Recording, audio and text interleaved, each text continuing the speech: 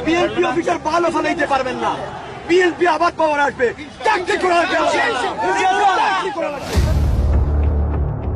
সিলেট অঞ্চলে বিএনপির প্রভাবশালী নেতা এম ইলিয়াস আলীকে গুম করার পর হত্যা করে মেজর জেনারেল জিয়াউল আহসানের নেতৃত্বে একটি কিলিং স্কোয়াড। হত্যার পর খুনিচক্র ইলিয়াস আলীর লাশ যমুনা নদীতে ফেলে দেয়। এই চাঞ্চল্যকর গুম ও হত্যার নির্দেশদাতা ছিলেন খোদ তৎকালীন প্রধানমন্ত্রী শেখ হাসিনা।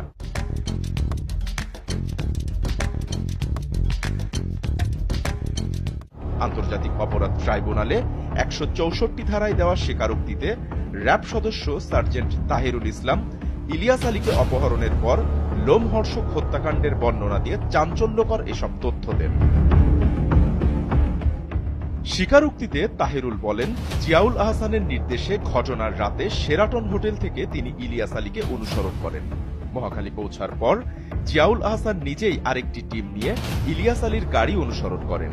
ইলিয়াস আলীর গাড়ি বনানী ২ নং সড়কের বাসার সামনে পৌঁছার আগেই বনানী সাউথ পয়েন্ট স্কুলের সামনে থেকে তাকে তুলে নেওয়া হয়। ইলিয়াস আলীর সঙ্গে তার ড্রাইভার আনসারকেও অপহরণ করা হয়। গাড়িটি জলখাবার হোটেলের সামনে দিয়ে বনানী ২ নম্বর রোডে ঢোকার পরে এই অপহরণের ঘটনা ঘটে। আন্তর্জাতিক অপরাধ ট্রাইব্যুনাল ও গুম তদন্ত কমিশন সূত্রে আরও জানা গেছে, ইলিয়াস আলীকে অপহরণের সঙ্গে জড়িত ২ জন সেনা সদস্য বর্তমানে সেনাবাহিনীতে রয়েছেন। এরা হলেন ওয়ারেন্ট অফিসার জিয়া ও ইমরুল। বরখাস্তকৃত মেজর জেনারেল জিয়াউল আহসানের ব্যাপারে আমরা বলেছি যে তিনি প্রথমে র্যাবে, বিভিন্ন সময় র্যাবের বিভিন্ন পজিশনে, সর্বশেষ এনটিএমসির ডিজি হিসেবে চাকুরিরত ছিলেন।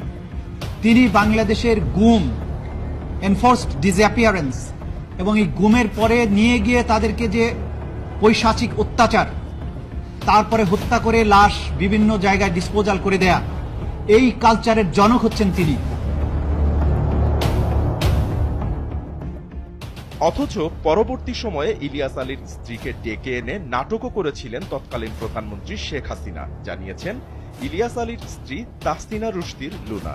পুরাতন শাড়ি পরে জড়িয়ে ধরেছিলেন ইলিয়াস আলীর স্ত্রী ও কন্যাকে। এ সময় ইলিয়াস আলীর স্ত্রীকে শেখ হাসিনা জানিয়েছিলেন বিএনপি চেয়ারপারসন বেগম খালেদা জিয়ার নির্দেশে অপহরণ করা হয়েছে তাকে। অভ্যন্তরীণ রাজনৈতিক বিরোধের জের হিসেবে এটা করা হয়েছে বলে ইলিয়াস আলীর স্ত্রীকে অবহিত করেছিলেন শেখ হাসিনা। নাটক করে আর কি, ওনার নাটক তো এই যে স্বজন হারানোর বেদনা, তারপরে ওনার হচ্ছে উনি এসে আমাকে জড়াই ধরলেন।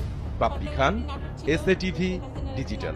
উনি এই আন্দোলনটাকে দমানোর জন্য, আন্দোলনটাকে যাতে আন্দোলন আর বাড়তে না পারে সেটা থামানোর জন্যই উনি এই পলিসি আমাদেরকে নিয়ে একটা দেখা